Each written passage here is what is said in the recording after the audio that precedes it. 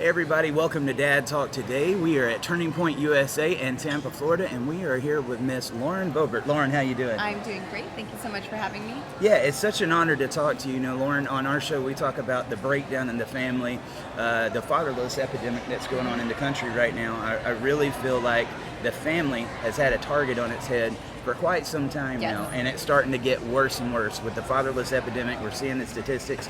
Could you tell us a little bit about what family means to you and how it feels to see that breakdown of the family happening in our country? Yeah, well, I mean, family is absolutely everything to me. I'm a mom of 4 boys, and to raise them up to be strong men, to be strong leaders, and to show them how to treat women, how to love women, how to be masculine and tough and gentle. You know, you can have tough skin and big muscles and a tender heart, and you know that, and that's really. When you bring God into the situation, I think that's when it really changes the heart of man and removes that stony ground and begins to break that up and just softens the heart towards people. Right. And that's what God intends. He wants us to have a godly heritage that we send out into the world to make this world a better place. And so family is absolutely everything to me. Growing up, I wasn't raised with my biological father. I had a stepfather, and things weren't always easy. And we hear a lot about privilege. We hear a lot about white privilege and all of this privilege, but the greatest privilege is having both parents in the home. I mean, that is so tremendous to be able to say I have a mom and a dad who love me and support me and are always behind me, even if I fall and mess up. They have my back, and they're there to motivate me to move forward. You know, having 4 boys, I'm curious, society and feminism has really started to tell women, you don't need a man. And then we see what's going on with our boys. There's a lot of challenges that they've been facing. I think our boys are afraid to speak out. Suicide rate in boys over the age of 20 is 7 times higher than that of girls. And they're facing many of these challenges. Now they become fathers in the home.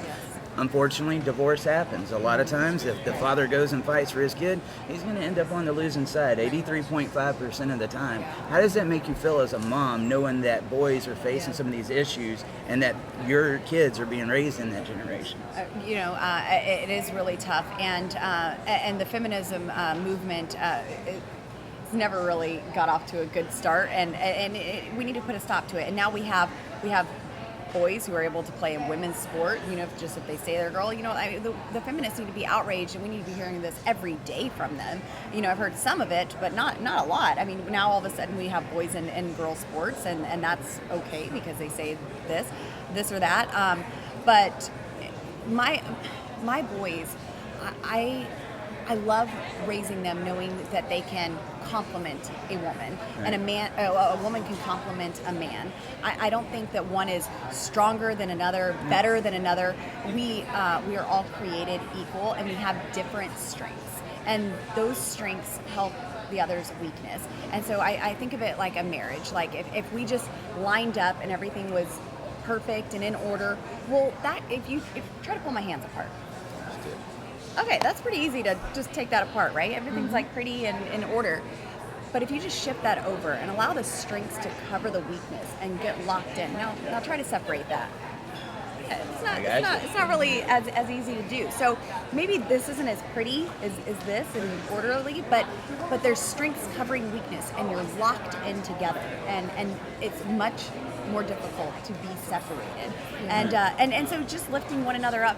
There's some strengths that I have that's certainly my husband's weakness, and I don't expose his weakness.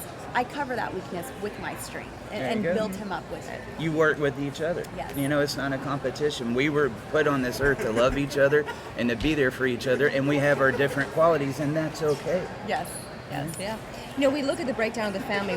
There's a lot of governmental incentives that facilitate the breaking apart of the family. We have, Title IV of the Social Security Act that pays the states to collect child support. Right. If there's child support, it means one parent isn't in the house. Right. So as someone, as a lawmaker, how do we address the laws that are in place, that have been in place since LBJ that are breaking down the families that incentivize women not to get married, to go on welfare.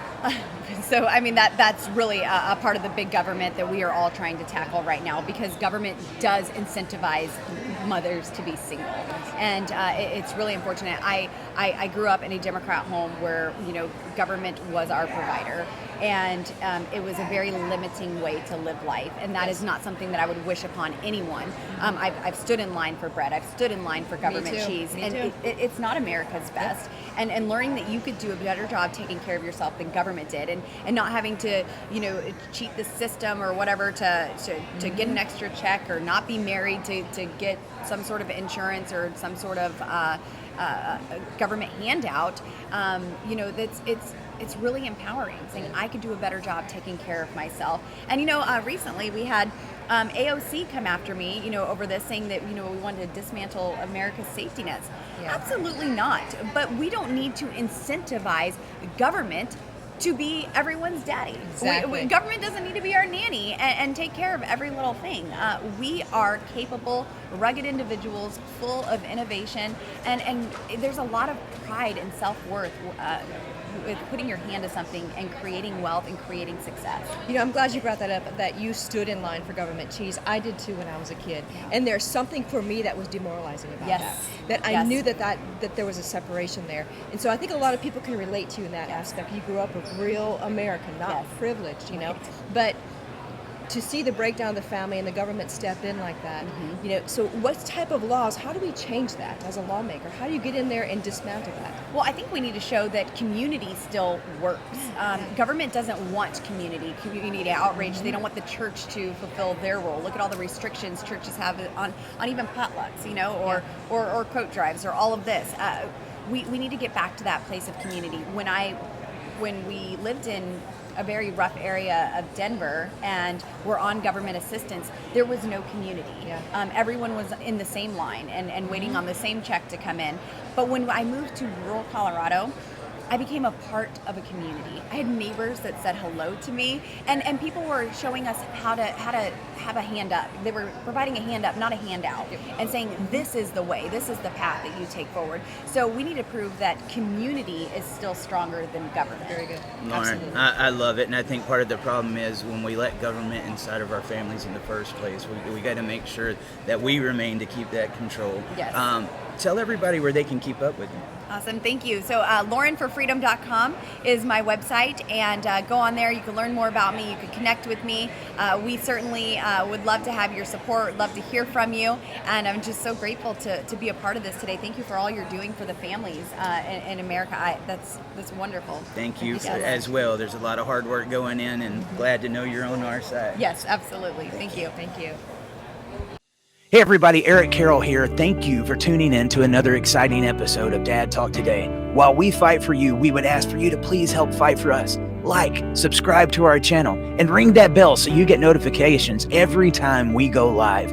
There's also super chats, patreon.com/dadtalktoday, and other ways you can support our channel. Thank you for being here, and we will see you next time.